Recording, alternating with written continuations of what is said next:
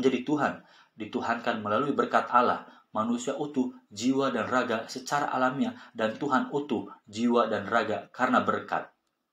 Seperti halnya pencerahan dan kebudaan tidak melibatkan campur tangan sebuah realitas adi alami, tetapi merupakan peningkatan kekuatan-kekuatan yang alamiah bagi manusia. Demikian pula Kristus yang menuhan memperlihatkan kepada kita keadaan yang dapat kita peroleh melalui berkat Allah. Orang Kristen memuliakan Yesus manusia Tuhan lewat cara yang kurang lebih sama dengan orang Buddha mengagungkan citra Gautama yang tercerahkan. Dia menjadi contoh pertama kemanusiaan yang benar-benar penuh dan dimuliakan. Kalau pandangan Yunani tentang inkarnasi membawa Kristen menjadi lebih dekat kepada tradisi timur, pandangan Barat tentang Yesus menempuh jalan yang lebih eksentrik. Teologi klasik dipaparkan oleh Uskup Anselm dari Canterbury.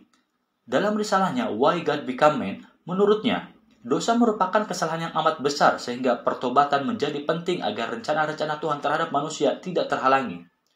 Firman telah dijadikan daging untuk melakukan perbaikan atas nama kita. Keadilan Tuhan menuntut pelunasan utang oleh seseorang yang memiliki pribadi ketuhanan dan kemanusiaan sekaligus.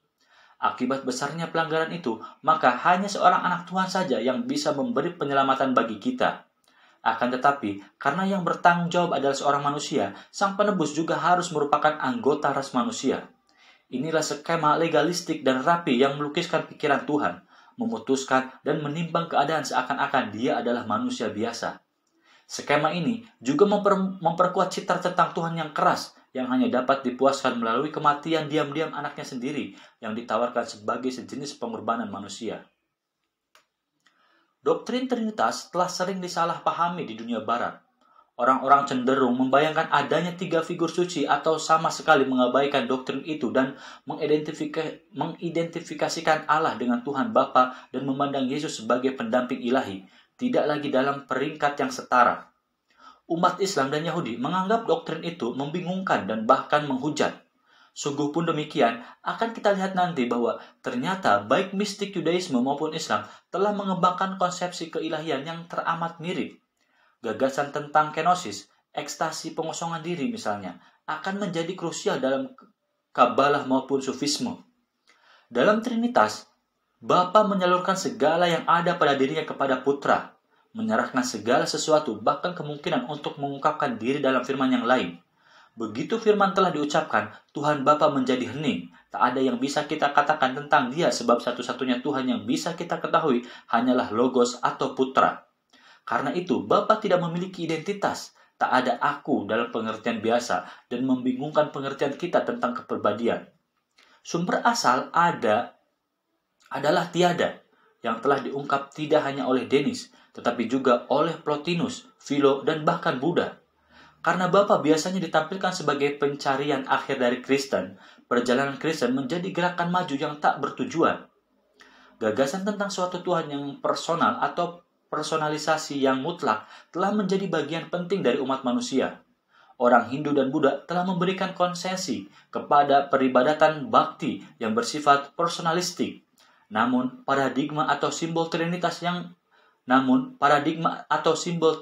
menyarankan bahwa personalisme mesti ditransendensikan dan bahwa tidaklah cukup untuk membayangkan Tuhan sebagai manusia yang diperluas, berperilaku dan bereaksi dengan cara yang sama seperti kita. Doktrin inkarnasi dapat dipandang sebagai usaha lain untuk menetralkan bahaya keberhalaan. Begitu Tuhan dilihat sebagai realitas yang sama sekali lain di luar sana, dia dengan mudah akan menjadi sekedar berhala dan proyeksi yang membuat manusia mengeksternalisasi dan menyembah praduga dan hasrat mereka sendiri. Tradisi-tradisi keagamaan yang lain telah berupaya mencegah hal ini dengan menekankan bahwa yang mutlak itu bagaimanapun terjalin dengan kondisi manusia seperti dalam paradigma Brahman Atman. Arius, kemudian Nestorius, dan Eutyches kesemuanya ingin membuat Yesus entah manusia atau ilahi, dan mereka berkeras sebagiannya karena kecenderungan untuk tetap memisahkan kemanusiaan dan keilahian dalam tataran terpisah.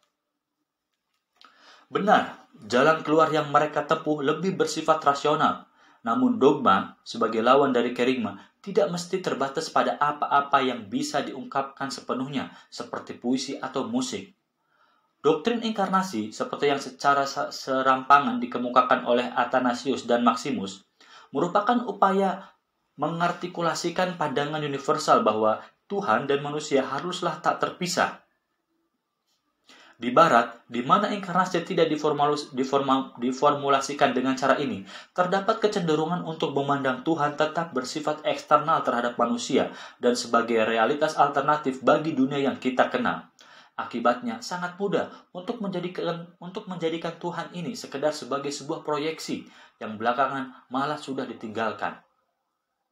Namun, dengan membuat Yesus sebagai satu-satunya avatar, kita telah menyaksikan bahwa orang Kristen telah mengambil pandangan eksklusif tentang kebenaran agama.